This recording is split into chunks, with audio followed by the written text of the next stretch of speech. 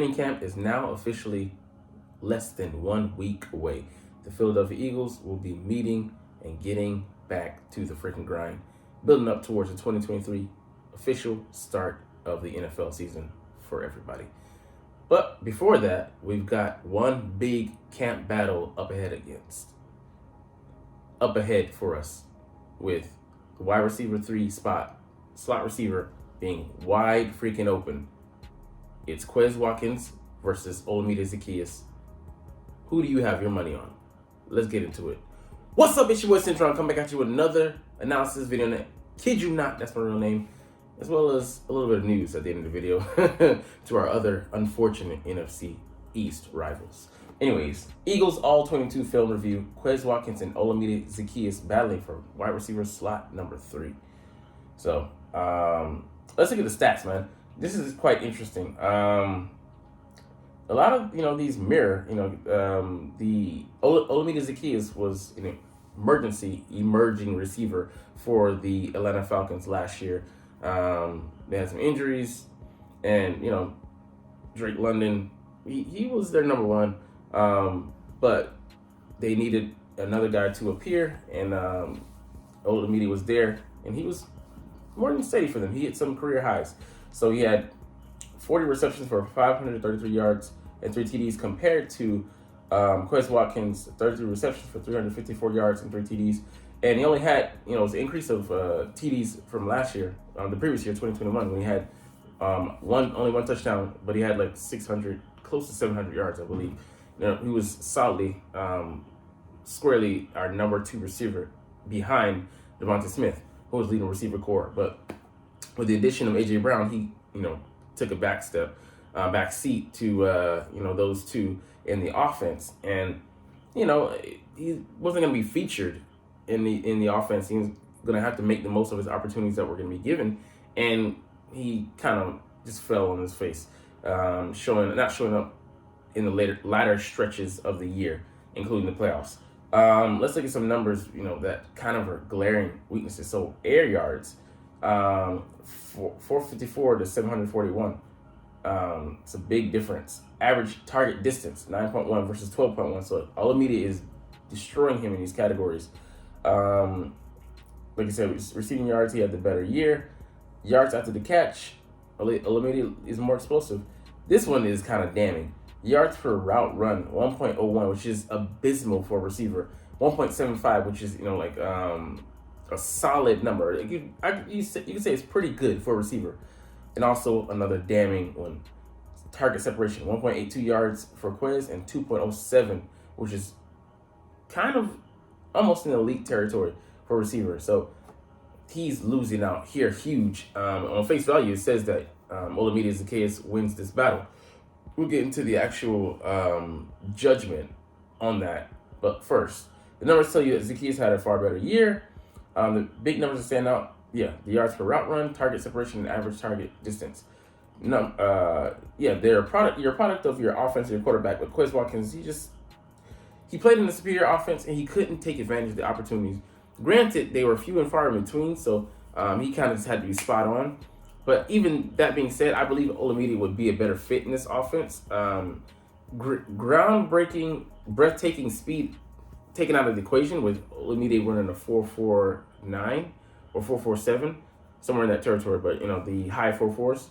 And Quez Watkins running a 4.36, which is blazing in comparison. But if you can't get open, if you can't run crisp routes, if you can't catch the ball, and make those types of opportunities, you're getting out muscled and causing turnovers, interceptions, fumbling the ball of your own accord, you're a liability. And if Quez does slip up, because I think he's still in the lead, they're going to give him every opportunity to win this battle, I believe, then there's a guy waiting in the wings who's hungry, who fits profiles better than you. His dimensions, I think he's like 5'9", like $190. So he's a very solidly built wide receiver. And he's tailor-made for the slot. The one saving grace with Quez is he can, in the event that Devontae or A.J. Brown goes down, he can slot in as the outside receiver. He's like 6'3", almost 6'4". Wiry guy, but still, he profiles better. But if he doesn't win the line of scrimmage, man, he's not able to to use his speed properly like AJ Brown's cousin, the other Brown, Antonio Brown. Like he was just able to gear up and gear down, like he was a stick shift, a living, breathing human stick shift. So yeah, we watched Quez a lot last year, and yeah, he disappointed. Yeah. Chiefly in the Super Bowl, even though he had that nagging shoulder injury, which we didn't find out, like a grade 2 separation until after the Super Bowl. He didn't use that as an excuse, credit to him, but he just didn't make plays. And you see that he's an alligator arms catcher. And I think Olamide, he's just a guy that locks the ball into his hands first and then, catches through that mechanism, which extends your catch radius and allows you to be more secure with the ball and less to give a DB that extra split second when you're waiting for the ball to come into your frame, your body, and body catch it. Like it's an extra time they need to come in and maybe get a pass deflection or break it up or tip the ball up and possibly be an interception. So Quez has got to be better if he wants to win this job. He's got to be a hell of a lot better. So let's highlight some of his strengths and then look at some of his weaknesses. Best route is a deep over route from the seam. He excels at this. So in this clip, you can see that he came in and kind of ran in behind the defense and got wide open. And still, even then, he was a hand and he was a body catcher. He kind of jumped and made sure he caught the ball. So because he's Shannon Sharp, I always say this, and I've said this in a few videos. He expertly highlighted this to me, but he's a body catcher. He doesn't look the ball in through his hands. He makes sure to catch it with his frame, and that takes away from your route, the efficiency. You have to stop, use extra moves. It's not smooth. It's not fluid. And yeah, you get there fast because you're a 4.36 guy. But what are you doing when you're presented with this opportunity when the ball comes your way? So I mean, it's sloppy. And in one offseason, he's not going to get rid of that trait because that's just who he is. That's his identity.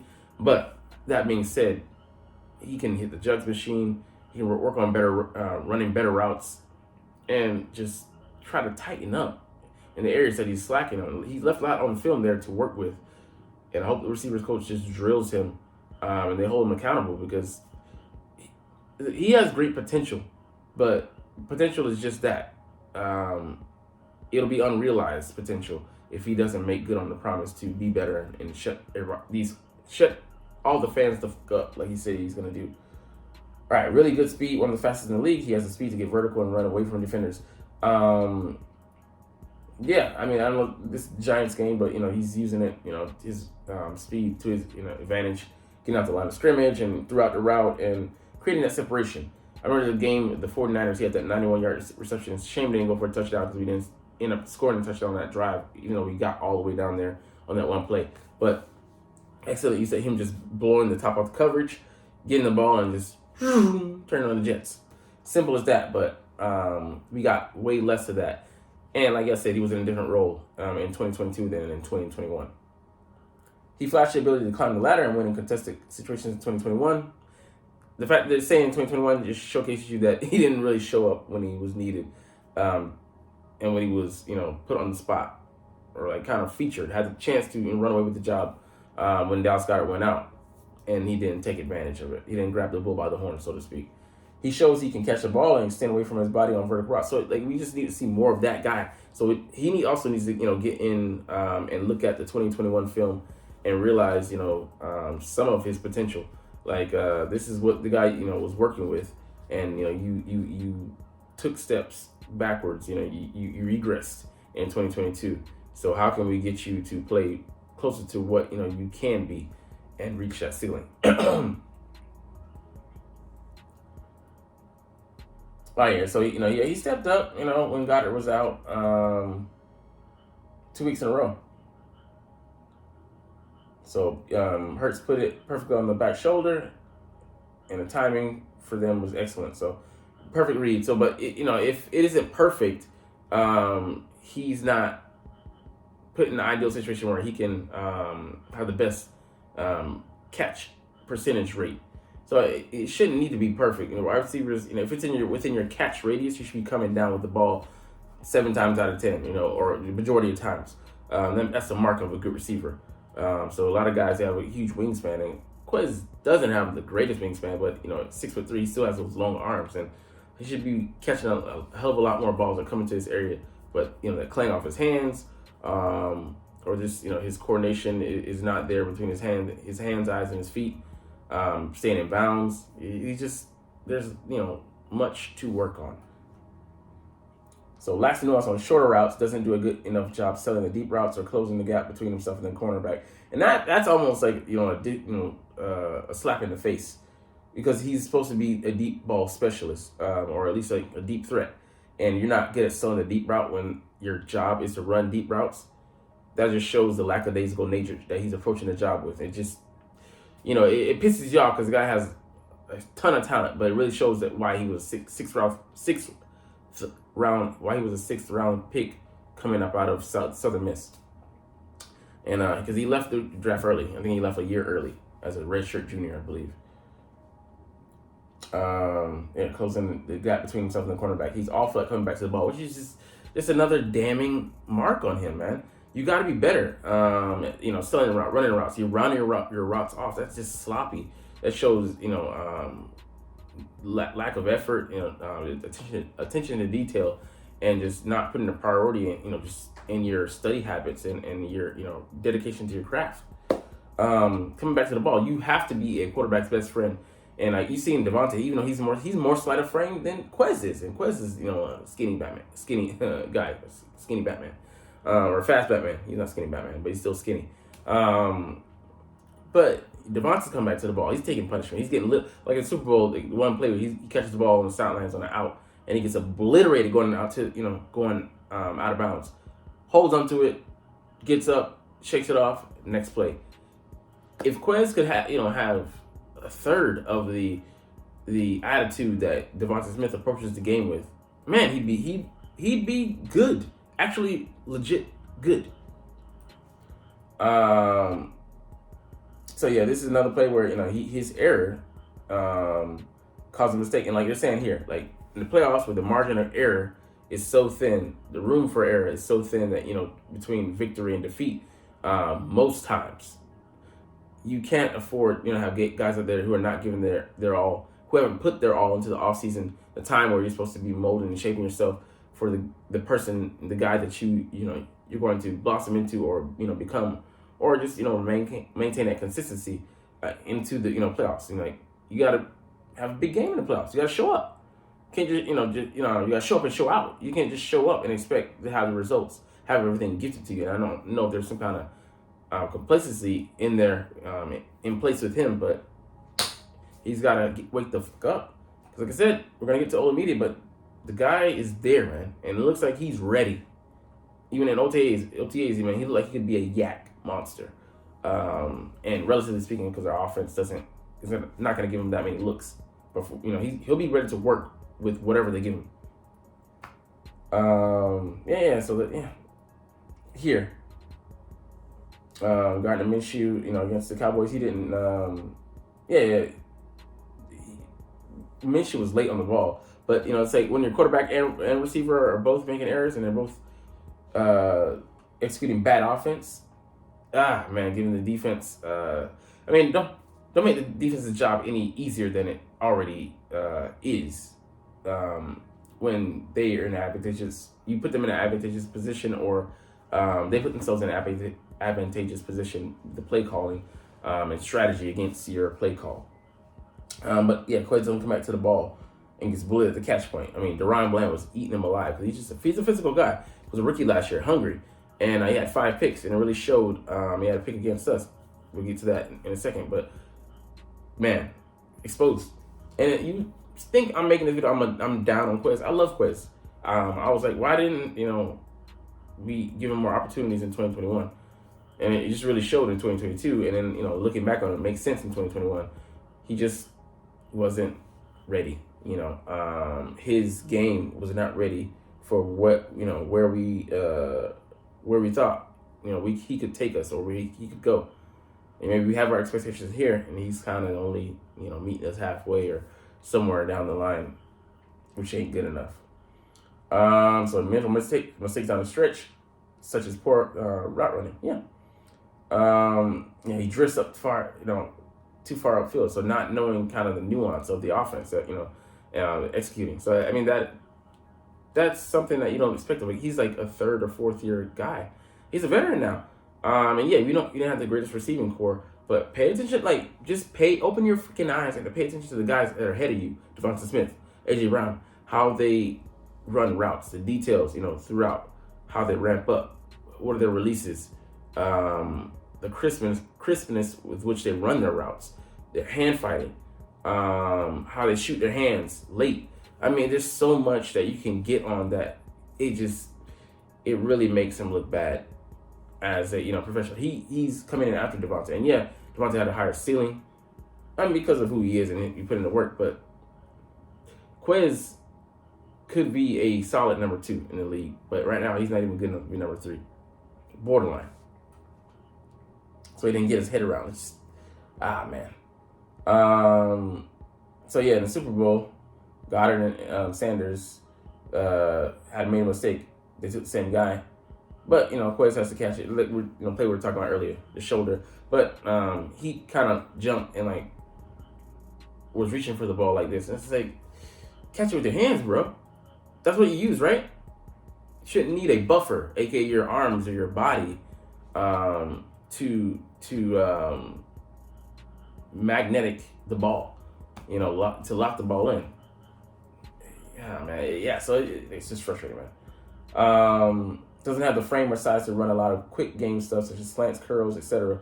Contact affects him, and nearly all his best plays come from having a free release. Yeah, so it's like when he's wide freaking open, yeah, busted coverage, or he just he happens to run a good route, then yeah, uncontested, no problem. But yes, I mean the slants and curls, those are routes, more intricate routes that require you to gear down, require you to just meticulously run the route as it's called it. So in some offenses it may be 8 yards and then a curl, or it might be some guys 7, and then quarterbacks want you to run it different ways depending on their personal bias or the way they like receivers to run the offense for them. I mean it depends, but Quez isn't on the same page as a quarterback, and he isn't executing to the abilities of a starting wide receiver. I would say number 1 or number 2.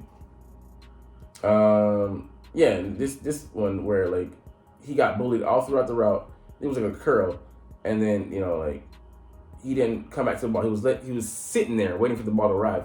Deron Bland just fall over his back, snatched the ball from him, rolling over, and then took it from him. So I mean, he had the ball. It's funny, he had the ball, and then because he wasn't coming back to it, he gave the DB room to come in and not just get a hand in to break it up.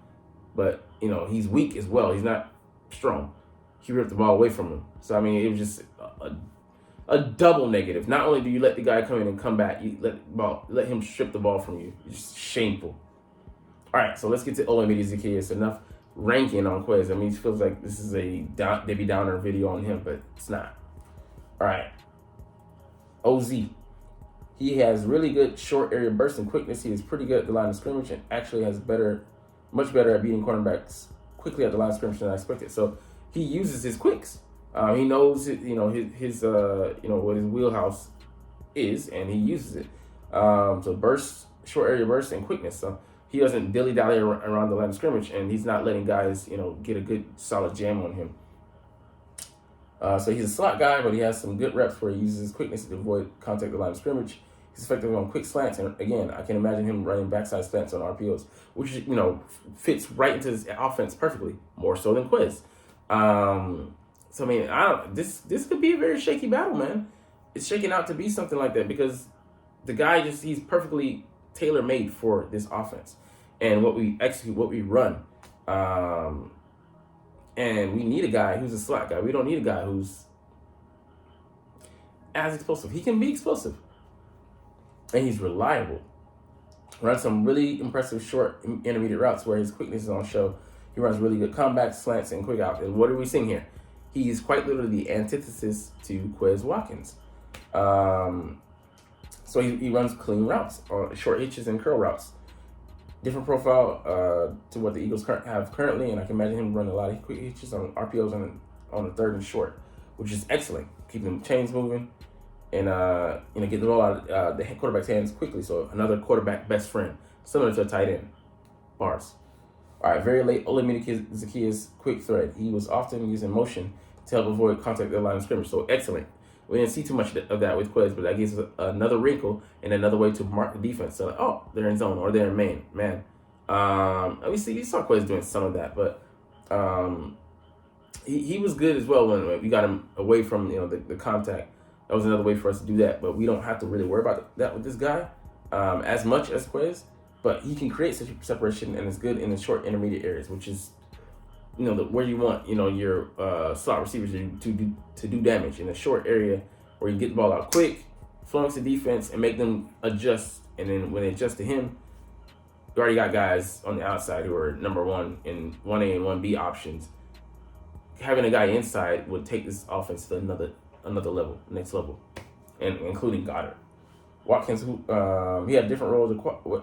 Watkins, who was more of a field stretcher for the Eagles, which Olamide can be, because he was actually some of a downfield target in the deep passing game. Just that it couldn't hit him as much because our number 2 quarterback, Marcus Mariota, wasn't as accurate. His college report states that he has terrible hands, but I didn't see it on film. He can pluck the ball away from his body and seems comfortable catching in traffic too. So great, 2 great things there that Quez doesn't do or didn't do last year, especially. Plucking the ball. Quez is more a body catcher. He's a hands catcher, which is great for him supposedly having terrible hands. And catching the ball away from his body. Not here, and then bringing it in. I mean, in traffic, you want your guy, to be able to bang a little bit. And Quez, I don't trust him banging. He's the one that gets banged. Pause. So he said nothing seemed awful, which is great. I expect more of a deep threat, but I came away more impressed with him in the short game than anything else. His quickness is really useful on these kind of plays on third and short. Short area quickness and bursts can be tough to cover, especially when he's in motion, which makes him dangerous. And we need a dangerous guy. Like I said, a number 3 that's dangerous would make this offense all the more dangerous and more multiple. Has the quickness to break tackles after the catch, especially on shorter routes. And it's something that else that Quez can't do unless he can shake you off using momentum. But this guy, he's solidly built, man. But he can make people miss an open field, which is great. And Quez ain't doing too much of that. He's quick rather than fast, which I don't mind. 4.4 is still legit speed. Okay, yeah. Yak, yards after the catch. Great. He's small, only 5'8", so I give him 5'9", I give him an inch. Pause. Just simply isn't going to win in contested situations, and he gives the quarterback a very small margin of error. Which is fine, man, because Jalen was a very accurate quarterback last year, and hitting guys in stride. If he can form some form of telepathy with Jalen Hurts, be in the right place and the right time, and sit down in zones and be able to read zones and know when to bail out the quarterback, come back. We're not asking for the world here. We're not asking for our number 2 receiver to be a world beater, but he will have more likely favorable coverages because of the guys who are on the outside and next to him on the inside with our tight end. He's fast, but I don't think he's a vertical burner. He doesn't have that speed to run away from defensive backs on deeper routes as consistently as Quez Watkins, which is great. I mean, which is fine because great, man. We can put 4 receiver set on the field, have Quez, have him as a short guy, and have Quez as the deeper guy. And yeah, they might know that Quez is coming, but you can't double everybody. Quez still is going to have single coverage, and if he can be schemed to be wide open, I like him to win those matchups 5 out of 10 times. So it's a gamble, but hey, Jalen was very accurate with the deep ball game, and he doesn't have to solely go strictly to him. And we can live to fight another day, pick up just yards that's needed. So you have the short, intermediate, and deep. Hit the intermediate. Use him as a dummy. Not that it's saying he's a dummy. But he doesn't have the extra gear that really good deep threats have, and that's fine. I want the guy out of Nebraska, man. Trey Palmer. Oh my goodness, would have been amazing. So let's see what they say here overall. I don't know if this is a surprise to anyone or not, but I think Zaccheaus and Quez are completely different profiles. Yeah. Watkins is a field stretcher, vertical receiver, runs go routes and deep routes, and Zaccheaus is a lot better in the short game. I actually think they both could have a role next year, which I agree with. If they play well throughout the offseason, could both feature in different weeks depending on the game plan, which would be excellent. I don't want Zaccheaus to just stew and sit on the bench as the number 3 receiver, behind the number 3 receiver, as the backup to Quez if Quez won it outright, and let's not use him and him just come in cold in the event of injury, or we just feature him very minorly, which wouldn't be smart. Get him in the game plan, work him in week in and week out. I think he could be more consistent than Quez on the regular. I don't really understand what happened to Quez Watkins down the stretch last year. I know he suffered a shoulder injury, but wondered if that affected him. Personally, I think Quez has a slightly higher ceiling than Zaccheaus. Yeah, he does, but it's more fraught path because he's not as consistent. Because there's more juice in the vertical game. However, I can't forget some of the drops. Yeah, he became almost unplayable towards the end of last season. Yeah, because the poor routes. He calls basically 2 picks, one in the Chicago game and one in the Cowboys game. It limited his opportunities, his snaps moving forward, because just can't trust you. If you're not showing that you're an asset, you're what? A liability. So if we see the same Quez that we saw in the stretch, I think his job will go to Zaccheaus. Yeah. And he will have a more productive season and have more playing time, which makes sense. If Watkins can return to 2021 form, I think his ability to really get down the field and size means he could be for a bounce back season. It's really contingent. So this battle, I'm not saying it's all in Quez's hands, but it's really dependent on him. Which Quez do we get? 2021 Quez or 2022 Quez? At the very least, Zaccheaus provides the Eagles with a wide receiver number 4 and provides legitimate competition for Quez, who did not have any last year and continued to play despite his poor play. So yeah, I like that he's going to challenge him to be better. And, Quez, I think he has some fire in him. We'll see. But man, it's going to make for an excellent battle in training camp. I'm going to be really paying attention to this one and excited to see who wins. And even if, the loser loses out, they're still going to have a role to go moving forward. Whichever one of these guys wins. All right, one more thing and we'll get the fuck out of here.